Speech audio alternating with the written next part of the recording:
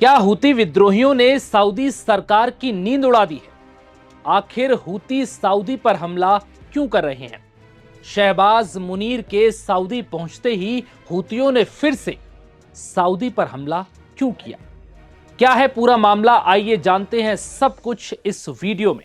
नमस्कार, मैं हूं विवेक पाल और नवभारत टाइम्स पर आपका बहुत बहुत स्वागत है। हाल के दिनों में सऊदी अरब के लिए काल बने हूतियों ने अपने दनादन हमलों से सऊदी की नींद उड़ा दी है। सऊदी की हालत कुछ ऐसी हो गई है कि उसे समझ ही नहीं आ रहा कि हूतियों से आखिर कैसे निपटा जाए। इस सोच विचार के बीच ईरान समर्थित हूती विद्रोहियों ने एक बार फिर सऊदी पर हमला कर दिया और इस बार यह हमला नजरान इलाके में किया गया। जानकारी के मुताबिक इस हमले में 4 साल के बच्चे समेत 10 से ज्यादा लोग घायल हो गए। घायलों में सऊदी नागरिकों के साथ ही विदेशी नागरिक भी शामिल है और इस बार यह हमला ऐसे वक्त पर हुआ जब पाकिस्तान के प्रधानमंत्री शहबाज शरीफ और सेना प्रमुख आसिम मुनीर सऊदी अरब के दौरे पर है और इसके साथ ही शुक्रवार को तुर्की के राष्ट्रपति रेसेप तैयब एर्दोगन भी सऊदी पहुंच रहे हैं।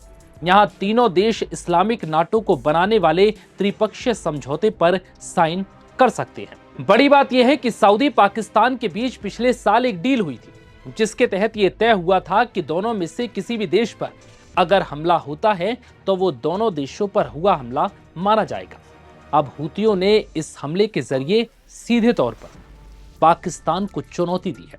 सऊदी पर हमले के बाद अब ये सवाल उठ रहे हैं कि क्या पाकिस्तान अब डील के तहत, यह समझौते के तहत सऊदी संग मिलकर इस हमले का जवाब देगा?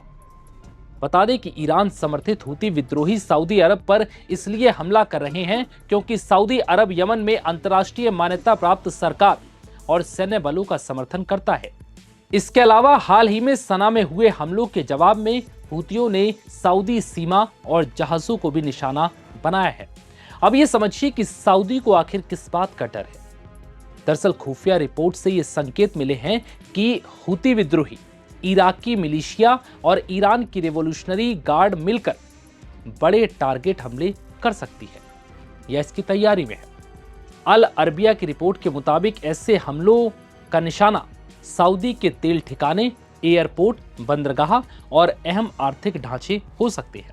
सऊदी अधिकारियों का कहना है कि ड्रोन और मिसाइल मूवमेंट के संकेत भी मिले हैं जिससे उत्तर और दक्षिण दोनों दिशाओं से हमले की आशंका जताई जा रही है। सऊदी अरब ने साफ किया है कि वो किसी भी हमले का जवाब देने के लिए पूरी तरह से तैयार है और अमेरिका के साथ उसका सैन्य सहयोग मजबूत बना हुआ है, इसलिए हूती खबरदार रहे। गुरुवार को सबसे पहले हूती विद्रोहियों ने यमन पर बड़ा हमला किया। मारिब और हदरमौत प्रांतों में सरकारी सेना ने ठिकानों को बैलिस्टिक मिसाइलों और ड्रोन से निशाना बनाया। जानकारी के मुताबिक इस हमलों में कम से कम 30 सैनिकों की मौत और 50 से ज्यादा लोगों के घायल होने की खबर सामने आई। इस दौरान हूती नेतृत्व ने दावा किया कि उसने सऊदी समर्थित बलों को निशाना बनाया और बड़ी संख्या में इनके लोग हताहत हुए। इस हमले को सही से कुछ ही घंटे बीते थे कि हूतियों ने सऊदी अरब के दक्षिणी नजरान इलाके में फिर से हमला कर दिया। अब सऊदी ने हूतियों के इस हमलों को अंतर्राष्ट्रीय मानवीय कानून का उल्लंघन बताया है। हालांकि हूती समूह ने सऊदी हमले पर आधिकारिक बयान जारी नहीं किया।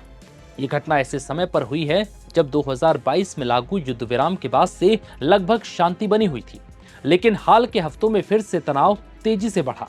हूती विद्रोहियों ने लाल सागर में सऊदी के खिलाफ नौसैनिक नाकेबंदी की भी घोषणा की और कई हमलों का दावा किया, लेकिन इस बीच अब सऊदी ने हूतियों को चेतावनी दी है कि अगर उसने फिर से सऊदी के किसी भी कोने में हमला करने की कोशिश की तो उसका जवाब पूरी क्षमता के साथ दिया जाएगा।